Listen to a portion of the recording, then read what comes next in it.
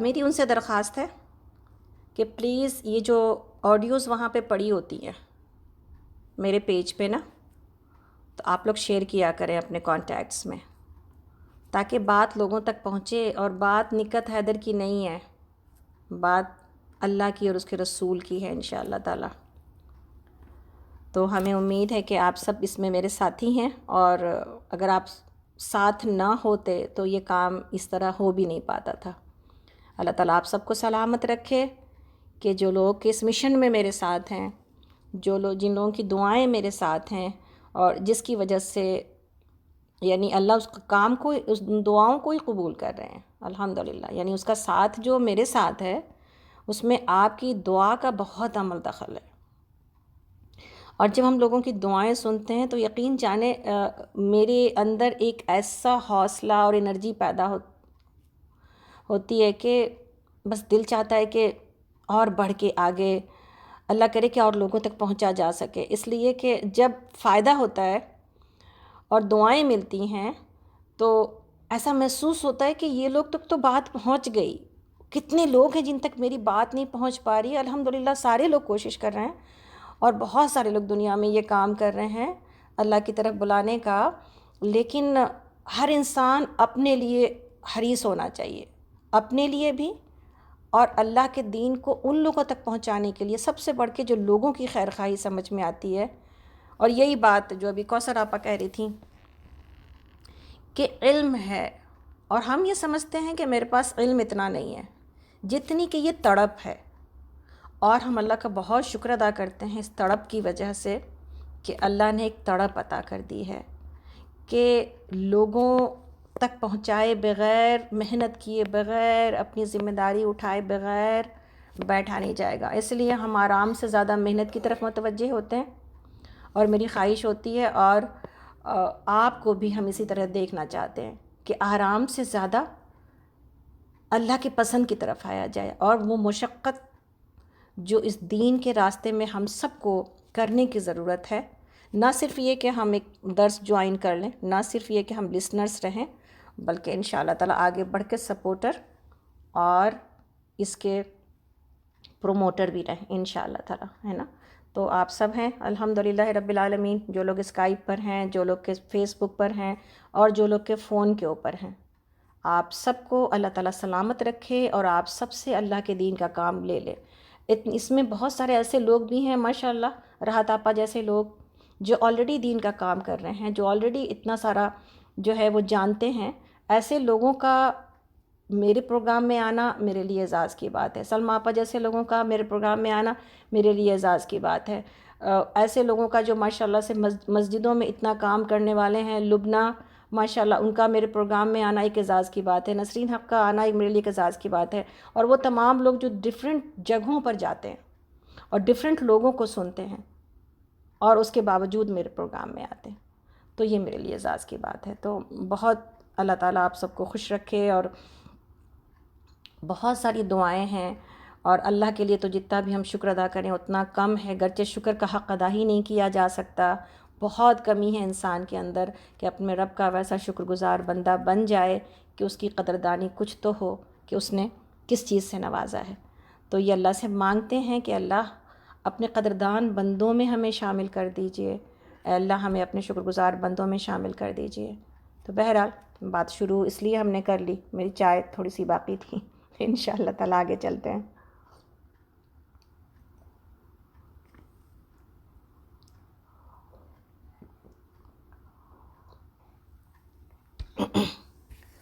آمین یا رب العالمین.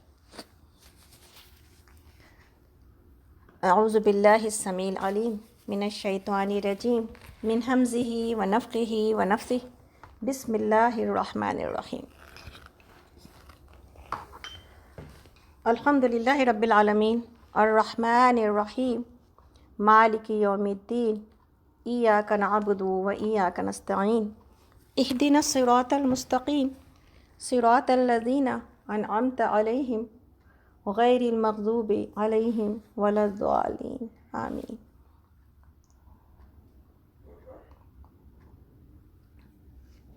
اللہ کی حمد و ثنا کے ساتھ اپنے پروگرام کا آغاز کرتے ہیں. الحمدللہ کہ اس نے زندگی دے رکھی ہے، صحت دے رکھی ہے الحمدللہ، اور جو کچھ کمی بیشی بھی ہے صحت کے اندر عمر کے ساتھ انشاءاللہ اسی کی طرف سے انشاءاللہ، اور وہ جس حال میں ہمیں رکھے انشاءاللہ ہم اس حال پہ راضی ہیں انشاءاللہ، اس لیے کہ دنیا کی زندگی کا ٹیسٹ ہی یہی ہے، امتحان ہی یہی ہے، بندہ مومن کا کردار ہی یہی ہے کہ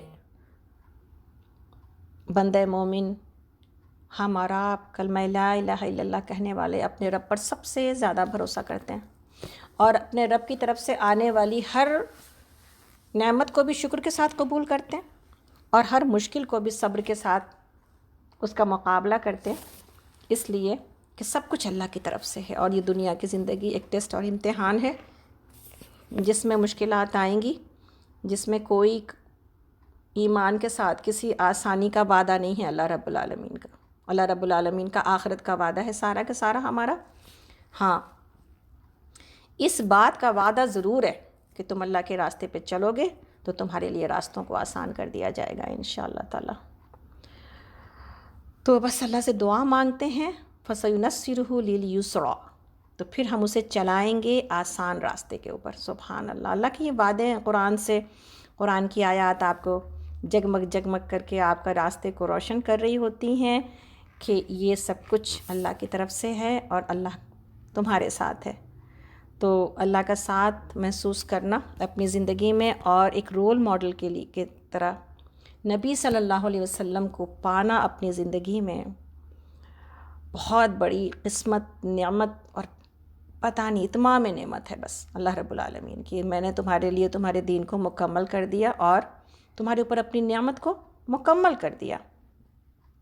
تو یہ تمام نعمت ہے کہ کیسی پاکیزہ ذات ہمارے درمیان پیدا کی، نکالی، کہ جس کے نقش قدم پر کوشش کے باوجود نہیں چل پاتے رہے، اور چلنے کی کوشش کرنے کے باوجود گرتے ہیں، لیکن اس کے باوجود اس چھوٹی موٹی کوششوں میں بھی کہیں پر اپنے لیے کوئی اخلاق کے اندر، اپنے کردار کے اندر بہت کچھ روشنی پاتے ہیں الحمدللہ رب العالمین۔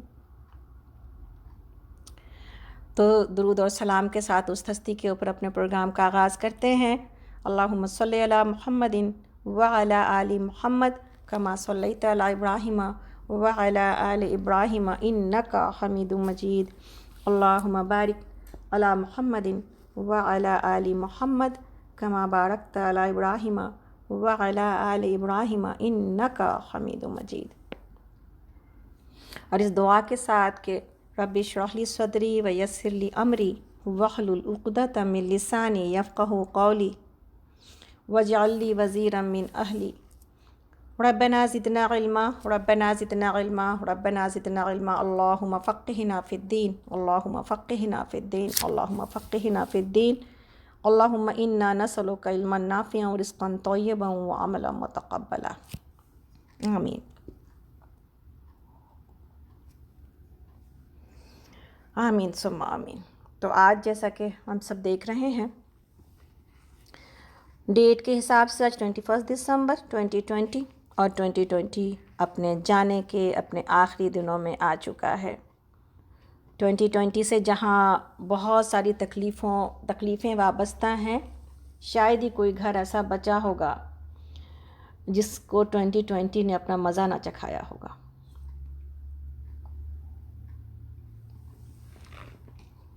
اور لوگ یہ کہتے ہیں اور ہم یہ سمجھتے ہیں، اور بہت سارے لوگوں کی زبان سے یہ بات آتی ہے، نکلتی ہے کہ بس اس 2020 سے تو ہم تنگ آ چکے، بس اس 2020 کو گزر جانا چاہیے، بس اللہ تعالیٰ ہمیں نئے سال میں داخل کرے نئی امیدوں کے ساتھ، نئے جذبے کے ساتھ، نئی رحمتوں کے ساتھ۔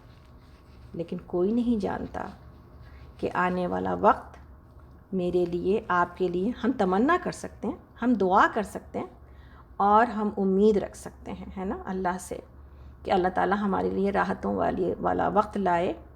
کوئی سال، کوئی وقت، کوئی دن، کوئی لمحہ برا ہوتا ہے کیا؟ نحس ہوتا ہے کیا؟ منحوس ہونے کا کوئی تعلق ہمارے دین اور شریعت میں وقت کے ساتھ ہے؟ نہیں، ہر دن سعد ہے، ہر مہینہ سعد ہے، مبارک ہے، اور ہر سال سعد ہے، مبارک ہے.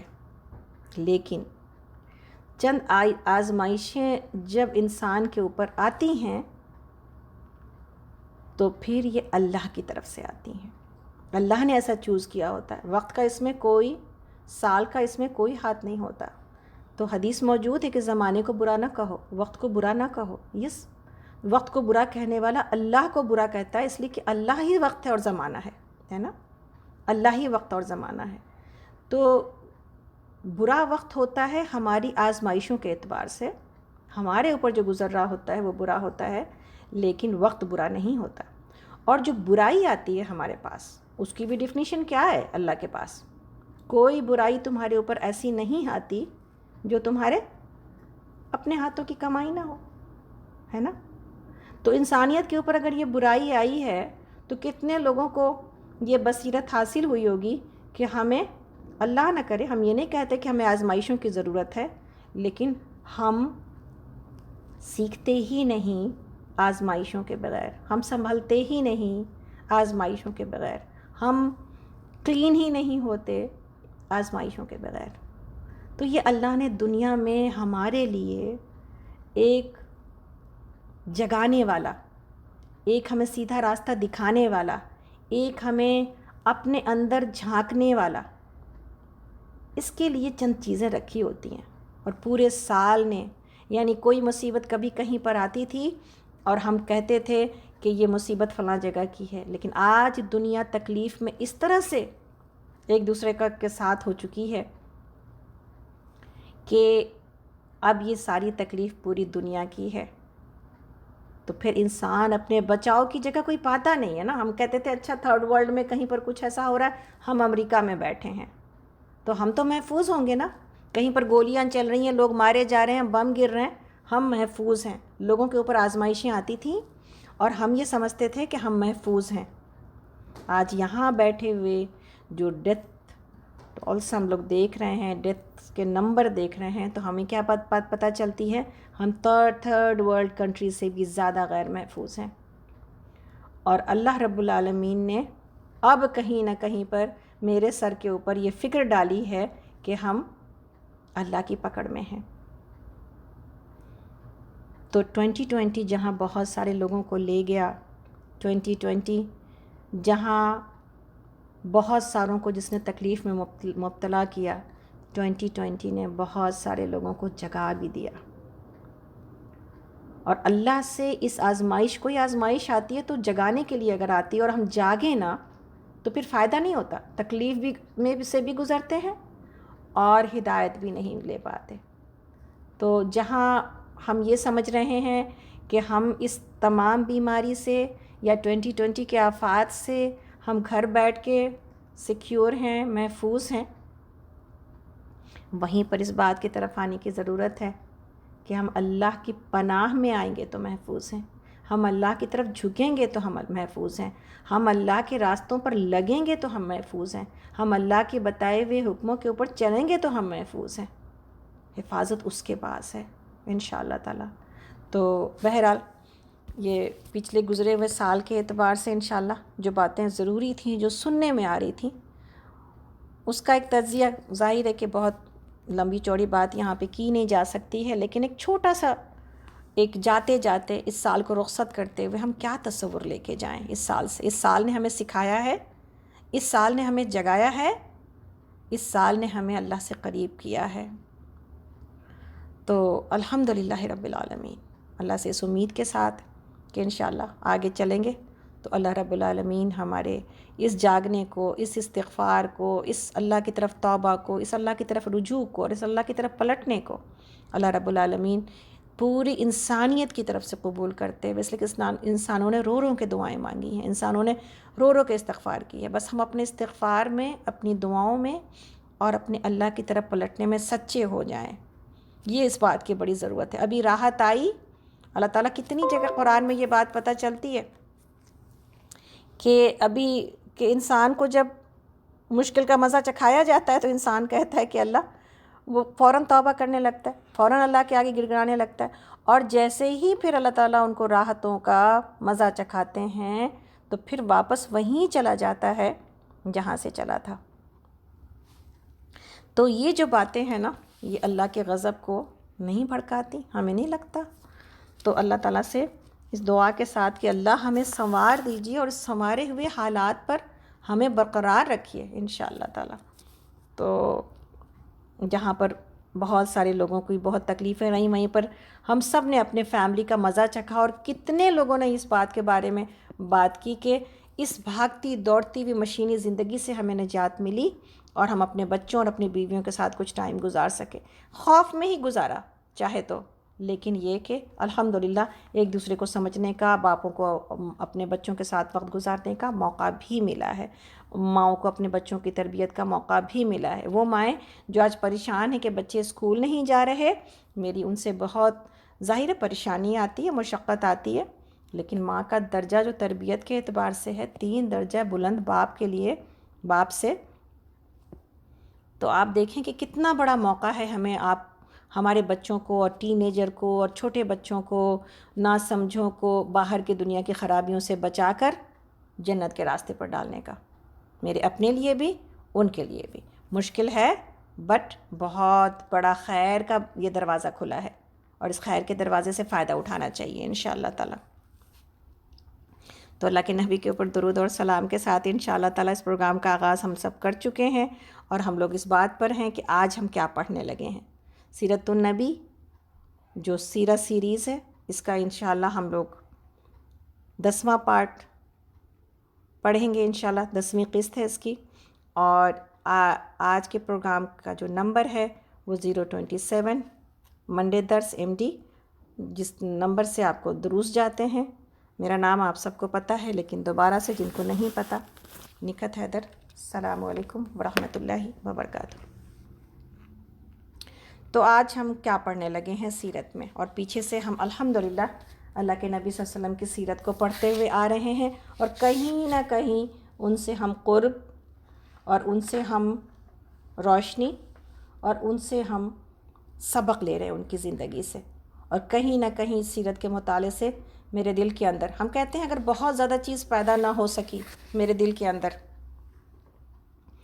لیکن اگر محبت پیدا ہو گئی ہے، عظمت نے دل میں گھر کر لیا ہے، اور انسان اللہ کے نبی صلی اللہ علیہ وسلم کو اس روشنی میں اور کتابوں کے ورق سے پڑھتے ہوئے اور چلتے ہوئے آپ کی زندگی کہیں پر میرے سامنے روشن ہو گئی ہے، کہیں پر ہم مسجد نبوی کے اس صحن میں پہنچ گئے ہیں، کہیں پر ہم مکہ کے اس دور میں پہنچ گئے ہیں، کہیں پر ہم صحابہ کی اس تربیت کی جگہ میں پہنچ گئے ہیں، کہیں پر نبی صلی اللہ علیہ وسلم کے فیملی کے ان دکھوں میں پہنچ گئے ہیں کہ جب حضرت خدیجہ رضی اللہ عنہا کی موت ہوئی، اور جب آپ کے اپنے بچوں کی موتیں ہوئیں، اور کہیں پر ہم اور آپ بدر کے میدان میں پہنچ گئے ہیں۔ ابھی وہ سب دور تو باقی ہے، لیکن جب اللہ کے نبی صلی اللہ علیہ وسلم کی زندگی کو آپ پڑھتے ہیں تو وہ ساری پڑھی ہوئی چیزیں آپ کے پاس دوبارہ تازہ ہو جاتی ہیں۔ بہرحال میری خواہش یہ ہے کہ اگر یہ محبت پیدا ہو گئی ہے، اور اس محبت کے نتیجے میں میری زبانوں پر کہیں پر درود نے جگہ بنا لی ہے نا، اور الحمدللہ بہت سارے لوگ ہوں گے جو درود کی کوئی تسبیح پڑھتا ہوگا، کوئی فجر میں درود کی ایک تسبیح پڑھ لیتے ہوں گے، ہم میں سے لوگ ایسے ہوں گے، لیکن ابی بن کعب رضی اللہ عنہ کی وہ بات کہ جب آپ نے پوچھا تھا نبی صلی اللہ علیہ وسلم سے، تو آپ نے کہا تھا کہ تم اس کو جتنا بڑھا لو یہ تمہارے حق میں بہتر ہے۔ آپ نے کہا میں پورے ٹائم ہی اب یہی کرنے والا ہوں۔ ہمیں اس منزل تک پہنچنا ہے انشاءاللہ تعالی، ٹھیک ہے؟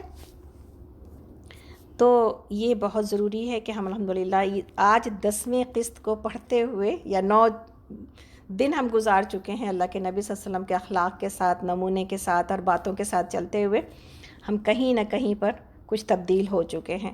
میری زبان کہیں نہ کہیں پر تبدیل ہوئی ہوگی، میری رفتار کہیں نہ کہیں پر، چلنا کہیں نہ کہیں پر تبدیل ہوا ہوگا، میرا اٹھنا بیٹھنا کہیں نہ کہیں پر تبدیل ہوا ہوگا، میری اللہ کے ساتھ تعلق کہیں نہ کہیں پر تبدیل ہوا ہوگا، اور حالات کے ساتھ مقابلہ کہیں نہ کہیں پر تبدیل ہوا ہوگا، اس لیے کہ اللہ کے نبی کی زندگی میں ہم یہ سب کچھ دیکھتے چلے آ رہے ہیں۔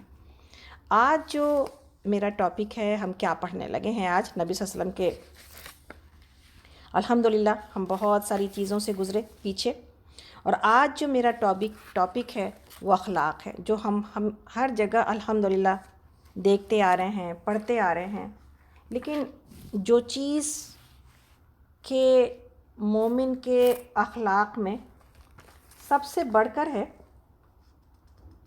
اور جس کے بارے میں یہ نبی صلی اللہ علیہ وسلم کی حدیث موجود ہے، اور اس کے راوی حضرت جابر رضی اللہ عنہ ہیں کہ نبی صلی اللہ علیہ وسلم نے فرمایا کہ اللہ نے مجھے اخلاقی خوبیوں اور اچھے کاموں کی تکمیل کے لیے بھیجا ہے۔ ان اللہ بعثنی لتمام مکارم الاخلاق و کمال محاسن الافعال۔ یہ ہے مقصد میرے اور آپ کے اللہ کے نبی صلی اللہ علیہ وسلم کی بعثت کا، یعنی آپ کو نبی بنائے جانے کا، اور ہمارے اور آپ کا۔ اور اگر معاملہ یہ ہے کہ ابو داؤد کی حدیث میں ابو درداء راوی ہیں اس کے رضی اللہ عنہ، کہ نبی صلی اللہ علیہ وسلم سے روایت کرتے ہیں کہ آپ نے فرمایا کہ قیامت کے روز مومن کے میزان میں جو سب سے وزنی چیز رکھی جائے گی وہ حسن اخلاق ہے۔ نماز نہیں، روزے نہیں، ہماری تہجدیں نہیں، ہمارے صدقات نہیں، اس کا یہ مطلب نہیں کہ وہ سب چیزیں اہمیت نہیں رکھتی، لیکن اگر اس کے اوپر انسان کی توجہ نہیں ہے کہ اس کے معاملات کیسے ہیں، اس کی زبان کیسی ہے، اس کا لوگوں کے ساتھ اٹھنا بیٹھنا کیسا ہے، اس کا حسن سلوک کیسا ہے، تو پھر بہت زیادہ توجہ کی ضرورت ہے۔ اور اس چیپٹر کو ہم تھوڑی تفصیل سے آپ کو اس لیے پڑھانا چاہتے ہیں کہ فی الوقت الحمدللہ علم بھی ہے، نمازیں بھی ہیں، روزے بھی ہیں، صدقات بھی ہیں، بہت کچھ چیزیں ہماری زندگی میں الحمدللہ علم کے ساتھ داخل ہو گئی ہیں، اور لوگ پہلے سے زیادہ الحمدللہ علمی جماعتوں میں، گروپس میں سیکھ رہے ہیں، لیکن کہیں نہ کہیں پر انسان سیلف سینٹرڈ ہو گیا ہے، کہیں نہ کہیں پر انسان، اور ہم اور آپ، یعنی انسان کی بات کریں تو ہم اور آپ ماحول کے کہیں نہ کہیں اثرات تو ہم قبول کرتے ہیں نا، کہیں نہ کہیں پر ہم ایک دوسرے سے اجنبی ہو گئے ہیں، کہیں نہ کہیں پر ہم اپنی خوشی اور اپنے سکون کے لیے دوسرے لوگوں کا کچھ نقصان کر جاتے ہیں۔ تو اگر معاملہ یہ ہے کہ قیامت کے دن جو چیز سب سے زیادہ وزنی ہوگی میرے اور آپ کے میزان عمل میں، اس کو سیکھنے کی ضرورت ہے، اس کی طرف توجہ کرنے کی ضرورت ہے، اپنے گریبان میں جھانکنے کی ضرورت ہے، آئینہ دیکھنے کی ضرورت ہے، ہم کہاں کھڑے ہیں۔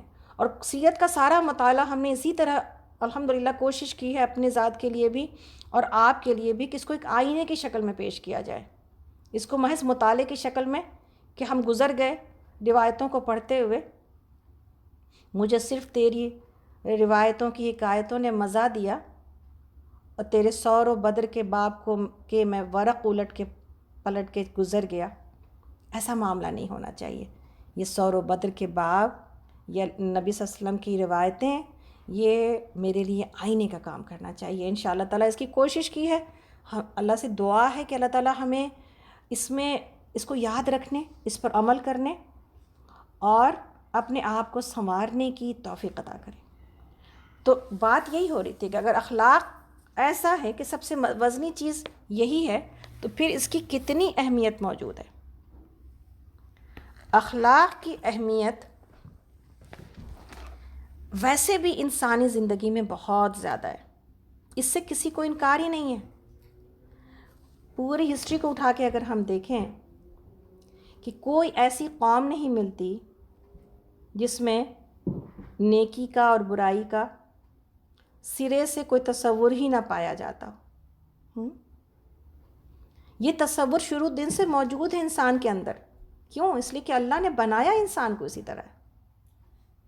اس کے نزدیک جھوٹ میں اور سچ میں، ایمانداری میں اور فریب میں کوئی فرق موجود نہ ہو، یہ ایسا نہیں ہے. یعنی کہیں پر اگر اسلامی ہدایات نہیں بھی پہنچی، انسان کے اندر اللہ نے یہ خوبیاں ڈالی ہیں کہ ایک جج بٹھا رکھا ہے جو نیکی کو نیکی اور برائی کو برائی جانتا ہے.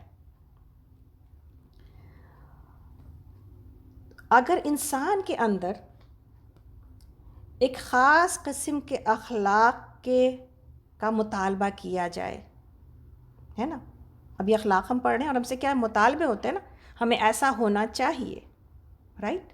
اور نبی صلی اللہ علیہ وسلم کی ذات کو دیکھ کے ان کے جیسا بننا یا ان کو رول ماڈل سمجھتے ہوئے ان کے فوٹ اسٹیپس کے اوپر چلنا، اس میں کیا ہے؟ ایک مطالبہ ہے نا کہ ہم اپنی مرضی کے مطابق نہ چل کے ہمیں ان چیزوں کو اپنے اندر لینا چاہیے، جذب کرنا چاہیے. تو اس سے یہ بات پتہ چلتی ہے، کیا بات پتہ چلتی ہے؟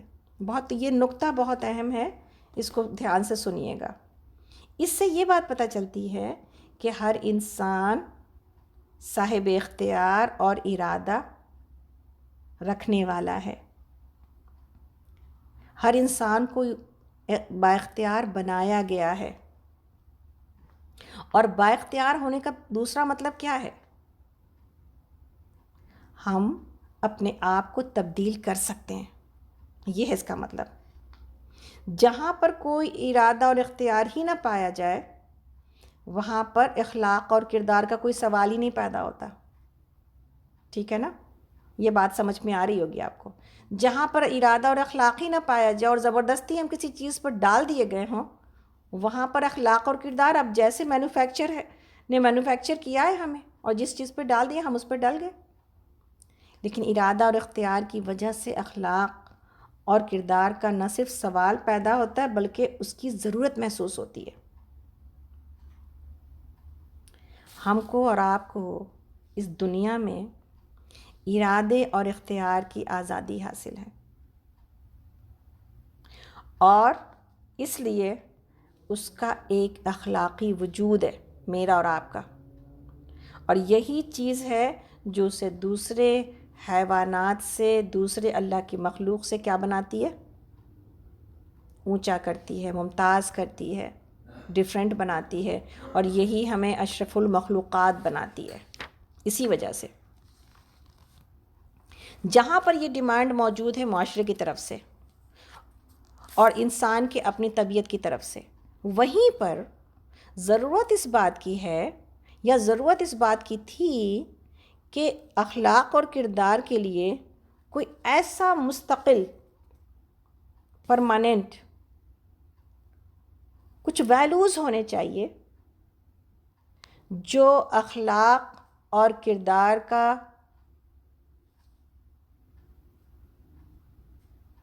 مرکز پایا جائے، جو راستہ سمجھا جائے، جس کو کہ مستقل طور پر ایسی اس کی حیثیت ہو کہ جس کے لیے انسان اپنے آپ کو تبدیل کر دے. کوئی ایسا مرکز ہو جس کے گرد انسان گھومے اور گھومنے کی چاہت میں اپنے آپ کو تبدیل کر لے. یہ کیا ہو سکتا تھا اور یہ کیا ہو سکتا ہے؟ اللہ رب العالمین نے اسلام کے اندر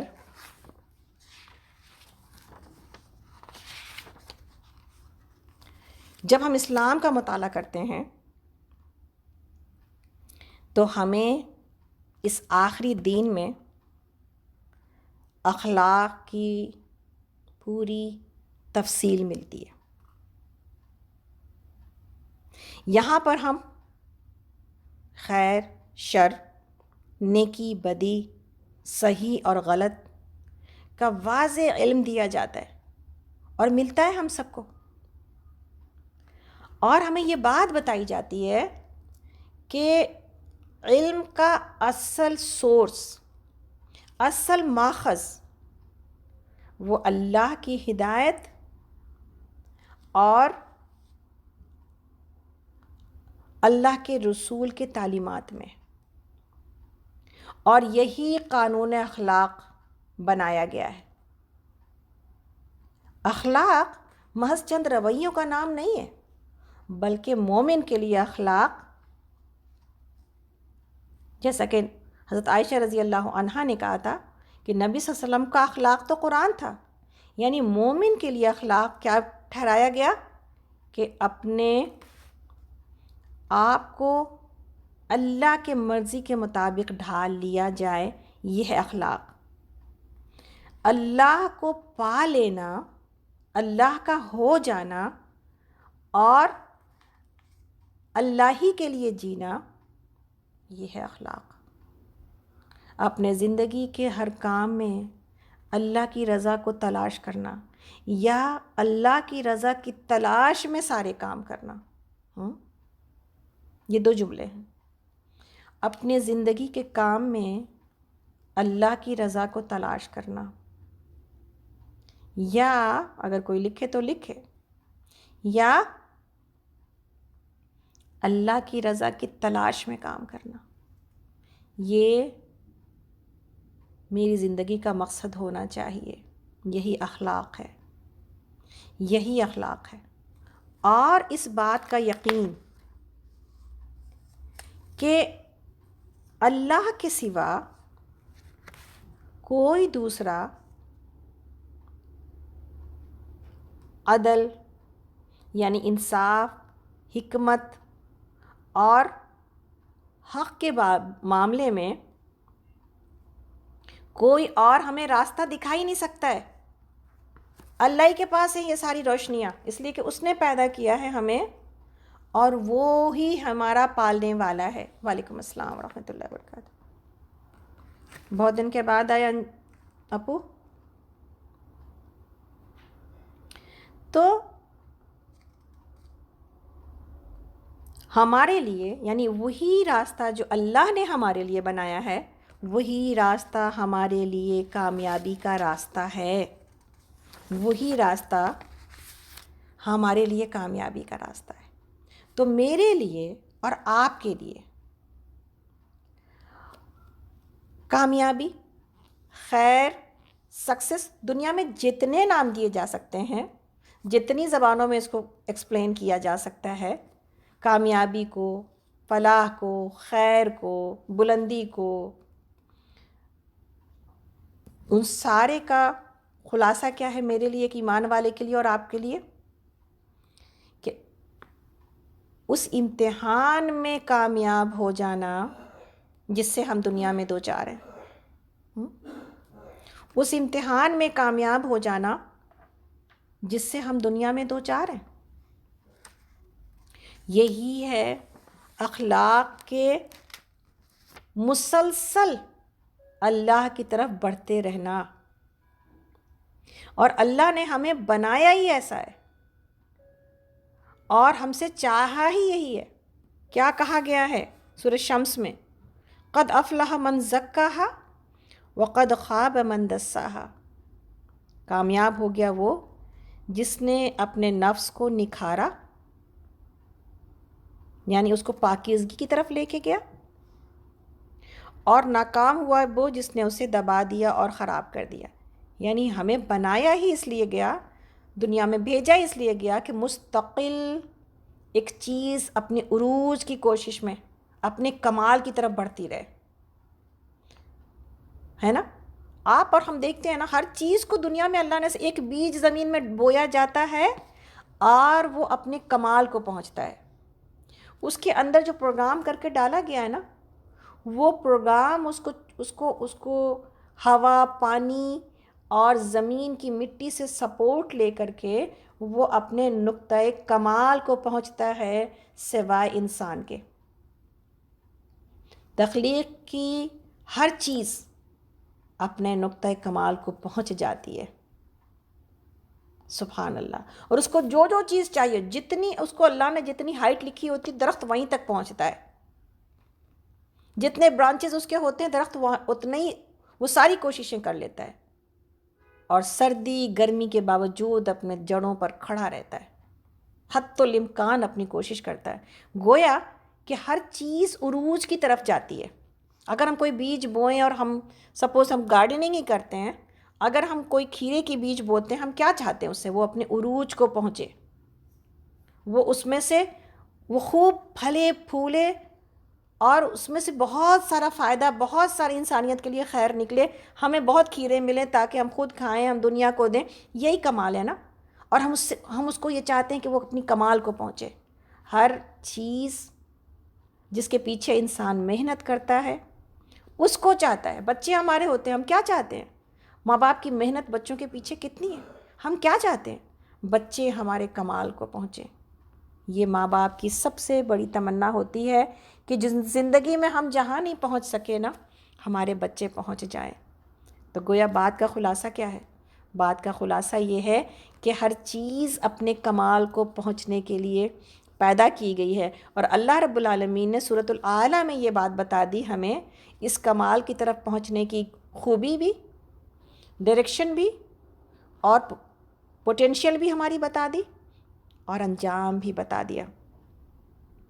سبح اسم ربک الاعلیٰ الذی خلق فسوی والذی قدر فہدی والذی اخرج المرعی فجعلہ غثاء احوی. اپنے خدائے برتر کے نام کی تسبیح کرو جس نے بہت خوبصورت بنایا انسان کو اور تناسب بھی قائم کیا، اور جس نے تقدیر بنائی اور رہنمائی بھی دی، اور جس نے سبزہ اگایا تو اسے گھنا اور سرسبز اور شاداب بھی کیا. اور پھر اس کے بعد بھی آگے آیت ہے کہ پھر اس کو وہ اللہ رب العالمین بھوسا بنا دیتے ہیں. ہر سبزہ جو اپنے کمال کو پہنچتا ہے اس کا ایک اینڈ ہے. میری اور آپ کی زندگی کا بھی ایک اینڈ ہے. تو کمال کی طرف ترقی کرنے کے بجائے، کمال کی طرف ترقی کرنے کے بجائے میرا اور آپ کا دوسرا کام، ہم تزکیہ نفس میں یہ بات پڑھا چکے ہیں اور اس کی طرف توجہ رکھنے کی ہر دفعہ کوشش کرتے ہیں کہ کمال کی طرف کوشش کرنے اور چلنے کے سوا ہمارے پاس کامیابی کا کوئی دوسرا راستہ نہیں ہے.